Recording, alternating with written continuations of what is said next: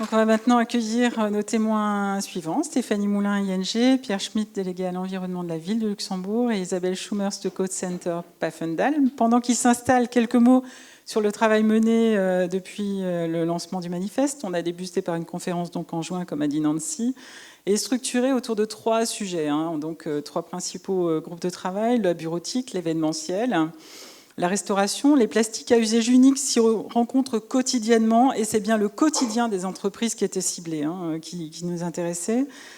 L'usage unique, c'est une hérésie, en même temps un très grand confort. On prend, on consomme, on jette. Quoi de plus facile ? On s'est posé la question aussi de savoir s'il y avait des produits plus simples à éliminer que d'autres. Et c'est pourquoi, dans tous les groupes de travail, les premières questions posées étaient sur la place du besoin. Est-ce qu'on a besoin ? J'ai besoin d'un sac, pourquoi ? J'ai besoin d'une paille, pourquoi ? J'ai besoin de ballons, pourquoi ? Et justement, les ballons, donc parlons-en, chaque année dans le monde, des centaines de milliers de ballons, quoi de plus inoffensif qu'un beau petit ballon coloré. Sauf que ils montent dans le ciel, ils se dégonflent et ils retombent quelque part. Jamais personne ne récupère son ballon une fois qu'il est jeté. Levez le doigt si c'est faux. Donc effectivement, les tortues, les poissons, les dauphins confondent bien souvent ces déchets avec de la nourriture. Et d'ailleurs, une étude scientifique australienne a été menée très récemment, elle a été publiée au mois de mars, sur 1700 oiseaux retrouvés morts, et a démontré que les fragments mous de ce type de ballon étaient bien plus mortifères que les ballons, les petites pièces dures, et qu'elles étaient même la troisième cause de mortalité de ces oiseaux. Des villes commencent à se mobiliser en les interdisant. En Angleterre, Brighton, les États de Floride, Victoria en Australie. Et donc voilà, on va parler maintenant ballon événementiel avec nos invités. Stéphanie Moulin, ING. ING s'est immédiatement positionné sur le manifeste. Pourquoi ? Parce que, comme Nancy l'a dit, il y avait un dîner, notre CEO y était. On avait déjà une volonté depuis de nombreuses années d'agir de manière responsable. Et donc, c'était une évidence. On signe, on était de toute façon déjà sur le sujet.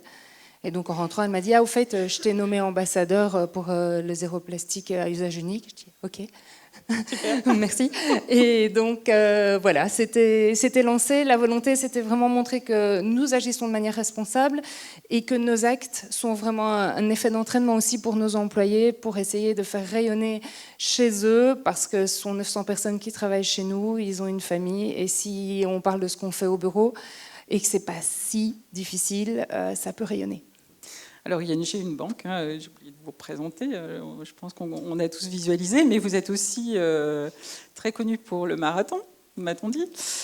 Vous avez d'ailleurs pas attendu le manifeste, je crois, pour retirer les ballons. Est-ce que vous pouvez nous dire pourquoi ? Parce que vous êtes un peu seul à avoir décidé de retirer les ballons.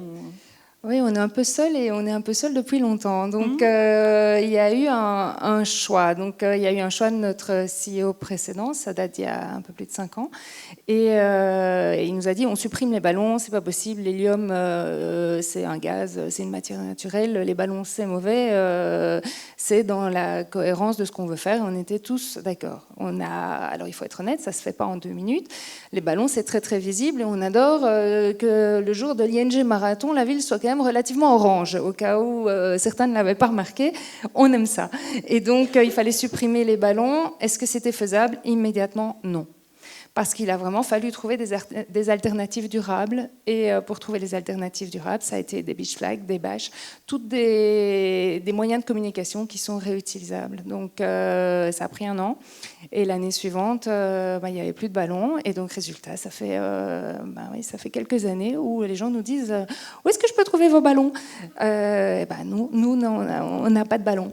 On a d'autres choses. Donc, il y a des goodies qu'on essaye d'avoir le plus réutilisable possible. Quand on croise dans les aéroports des gens avec nos chapeaux du marathon, ça nous fait plaisir, ça nous fait sourire. Quand c'est dans les jardins, quelqu'un qui occupe un ton de sa pelouse, oui, il est réutilisable. Et c'est la même chose au niveau des goodies, le fait d'essayer de se les faire livrer non emballés. C'est un challenge avec les fournisseurs, mais ça peut fonctionner quand on insiste. Et c'est vrai que le marathon, on est un des sponsors. L'organisateur, c'est Step by Step, et on a la chance qu'ils soient très, très sensibilisés par rapport à ça, et que les gobelets sont depuis nombreuses années totalement recyclables, et que l'eau qui est utilisée est directement remplie du tuyau, et donc pas de bouteilles, etc. D'ailleurs, cette année-ci, ça va être la première fois où l'ING Café sera totalement sans plastique. Voilà. Super. Monsieur Schmitt, merci Stéphanie. Monsieur Schmitt, donc vous êtes délégué à l'environnement de la ville de Luxembourg, une fonction qui m'a un peu intriguée. Est-ce que vous pouvez juste nous expliquer ce que vous faites à la ville? Alors, le délégué à l'environnement est une équipe de 4 personnes et notre mission, elle est... la question écologique est transversale, donc il touche à plein de disciplines. Donc, à nous d'identifier les relations entre les différents domaines de l'environnement, déchets, énergie, protection des eaux, etc. Et donc de faire en sorte que dans tous les services opérationnels de la ville, la politique environnementale soit mise en œuvre. Donc mission stratégique et coordinatrice, et puis initiatrice d'initiatives comme là dont il est le sujet ici. Ah, super. Vous travaillez étroitement depuis 2011 sur le marathon, vous agissez déjà depuis longtemps sur les déchets.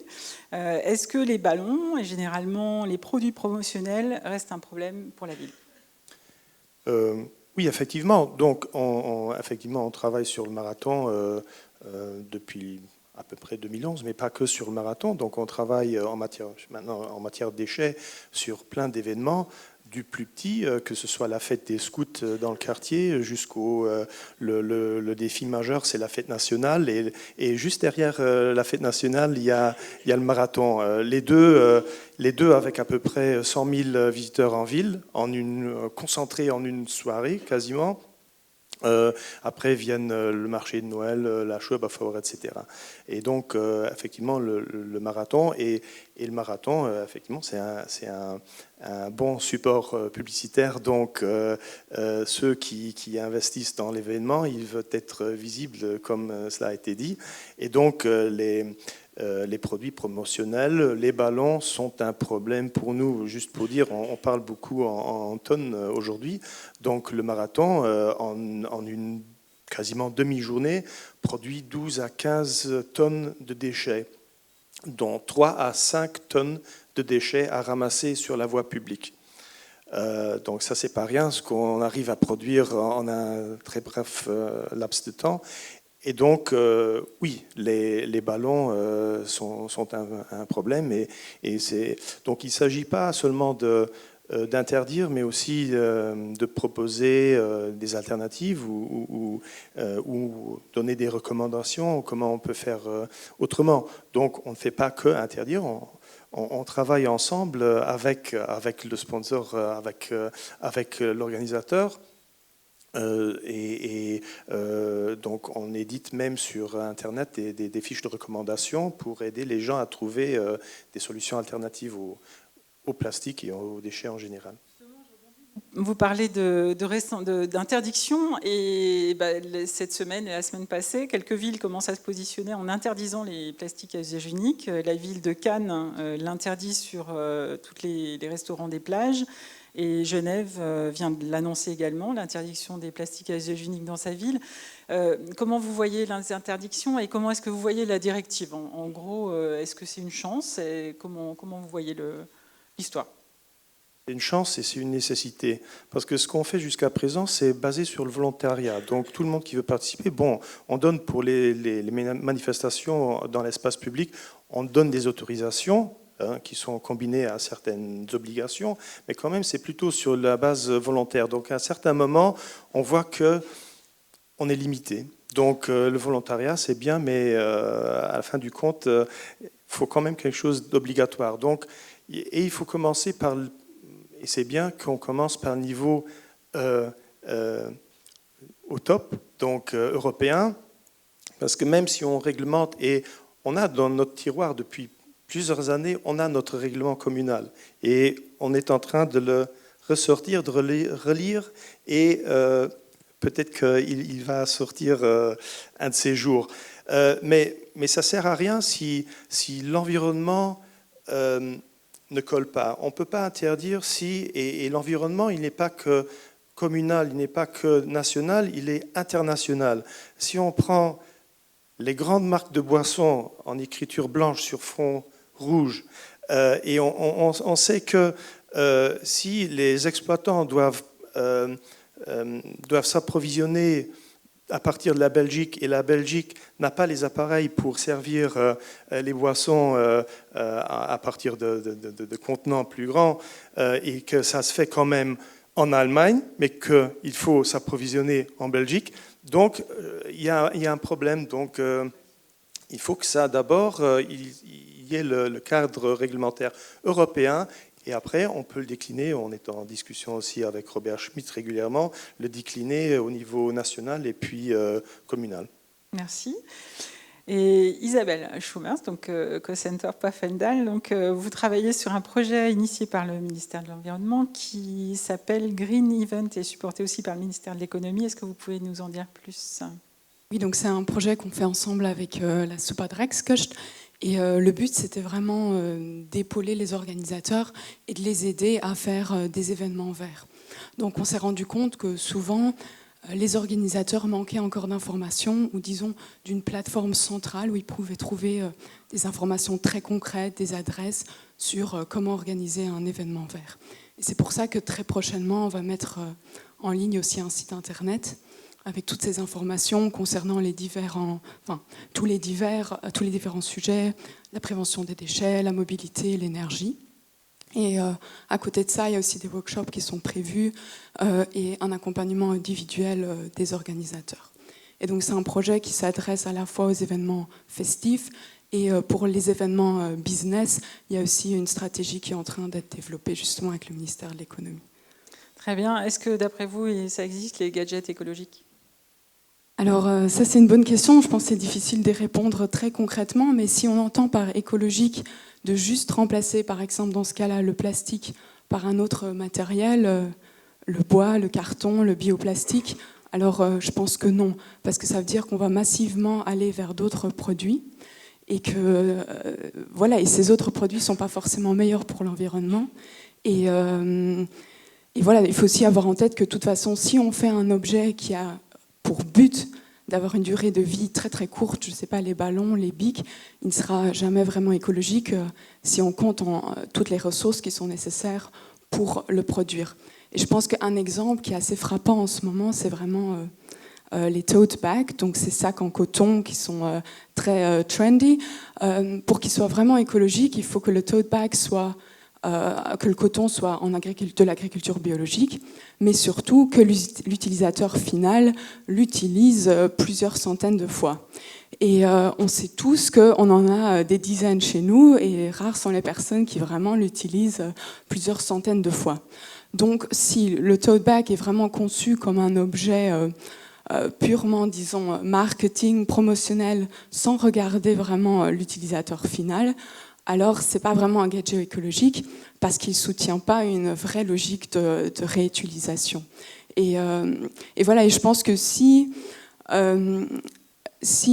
on concentre nos efforts juste pour trouver le matériel ou le gadget écologique, on risque de passer à côté peut-être du défi central qui est, dans le cas des Green Events, mais c'est de repenser les événements et de trouver de nouvelles alternatives réutilisables et de se poser la question, mais pourquoi est-ce qu'on utilise un gadget au final ? Est-ce qu'on a vraiment besoin d'un ballon ou d'un bic pour parler de notre marque ? Et est-ce que si une entreprise expose à une foire et qu'elle distribue des gadgets, est-ce qu'elle va automatiquement en vendre plus ? Je pense que ça, ce sont des questions qui méritent d'être posées dans l'avenir, et je pense que le vrai challenge, il est là, c'est vraiment de voir est-ce qu'il n'y a pas une manière de dissocier la communication d'un projet ou d'une entreprise de l'objet promotionnel. Mais nous, on pense que la crédibilité de environnementale, disons, va passer par là dans les prochaines années. Écoutez, merci à tous les trois. Pierre, Isabelle, merci beaucoup. Pendant que